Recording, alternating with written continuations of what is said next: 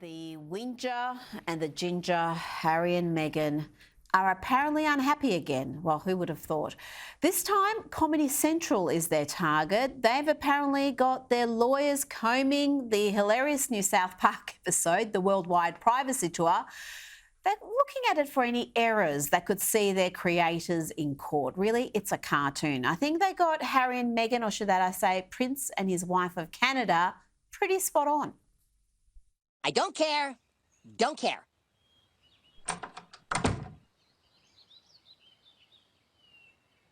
What the hell? What did he just say?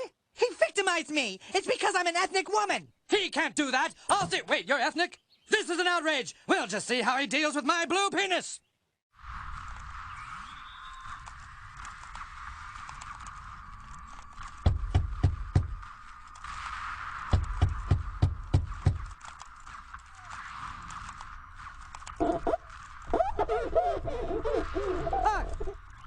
Hey! Have some respect for people's privacy! Hey! We've had to pixelate the blue penis because this is a family show. Oh, goodness me. Now, South Park have been mocking famous, powerful people for 25 seasons now. But will the lawsuit happy Sussexes be a first nail in their coffin? I don't know. Joining me now to discuss more is royal commentator Kinsey Schofield. Kinsey, this parody episode is, it's hitting the nail on the head. It is summing up this royal couple beautifully. I mean, Rita, how many more lawsuits can we go through? Aside from all of the lawsuits they pursue themselves, we know Meghan is now distraught and obsessed over the litigation she's going through with her half-sister, Samantha Markle. But they're going to have to sell a whole lot of books, spare part 2, if they're going to continue to sue every single person that hurts their feelings. But you're absolutely right. Somebody at South Park has been watching Rita's show. They've been reading the Daily Mail, and they are very in tune with Harry and Meghan's hypocrisy. Well, I wonder how widespread this feeling is. Have the South Park creators really captured the American population's attitude to Harry and Meghan now? We know they're popular in Hollywood. We know they're popular probably in New York amongst the leftist crowd who give them awards. But do the general public see them as just whiny, entitled drama queens? Rita, I don't really know if they are popular. I live in Los Angeles, California. They have not appeared on any red carpets. I'm sure you remember, they were excluded from Oprah Winfrey's party with Anastasia Beverly Hills. Yes. Then when they hated those headlines, they released the fact that they were at Ellen DeGeneres's vow renewals. Like, that's something to brag about. She was canceled not too long ago, so I don't know why that was released.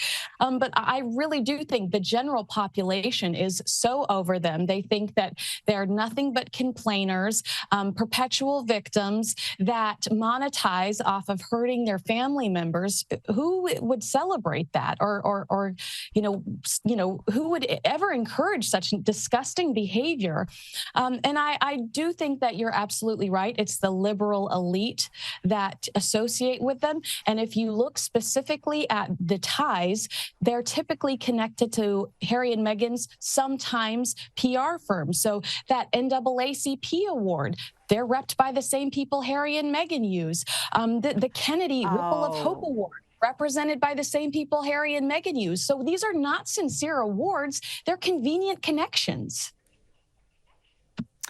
But some of the media don't point that out. So I think that causes some confusion amongst the public, because they wonder, how can they be getting these awards when there's people actually doing good work and going unacknowledged. Now, back to that South Park episode, a central story arc of it is the perceived importance of maintaining a brand and selling yourself as a product. Now, we know Meghan has ambitions. There's been rumours about her political ambitions. Is her brand damaged now? Is she got a realistic chance of moving into politics at some point? I think it's completely destroyed. Do the American public want somebody's husband in the White House who openly admits to drug use, who openly wore a Nazi costume? And not only did he wear a Nazi costume, but he blames his brother and his wife for wearing the Nazi costume. Do they want somebody in the White House that can't keep a secret, that is proven to be so utterly disloyal? I think, that scene you showed, that's actually my favorite scene from the South Park. It's hilarious, but it does give you, Harry should have never gone into details about his private parts, and he shouldn't have gone into details about Williams. It just shows you that this is a really immature couple, and I don't think in any way, shape, or form that the American public would allow her the opportunity to move into the White House. Now let's have a look at another clip from this episode. We want privacy! We want privacy! Thanks for having us on the show. It's so awesome to be here. It's great. So let me start with you, Sam. You've lived a life with the royal family. You've had everything handed to you, but you say your life has been hard, and now you've written all about it in your new book, Wah.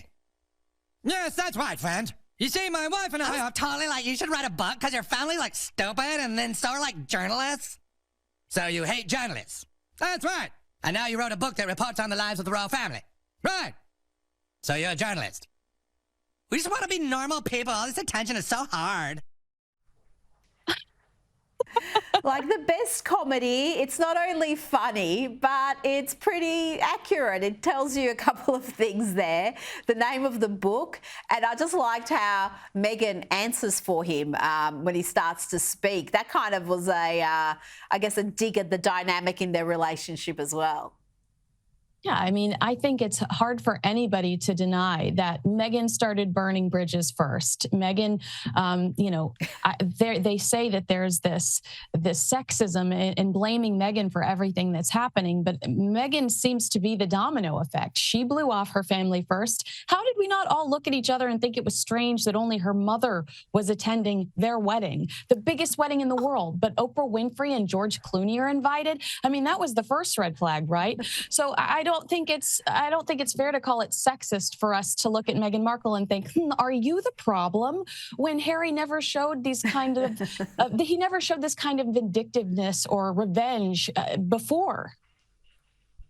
You're 100% right, but I've got to say, I spotted it back then, and I was absolutely attacked for it because everyone was loving Harry and Meghan. You could not question the validity of this love story, but to me it always smelt, because had you not have any cousins or uncles or aunties or any family at your wedding, only your mum, that just red flags everywhere. And then we had George Clooney there, and him and Amal were asked, how do you know the happy couple? And they said, we've never met them before. They were strangers and they're showing up, and you had people who'd met them once showing up to their wedding.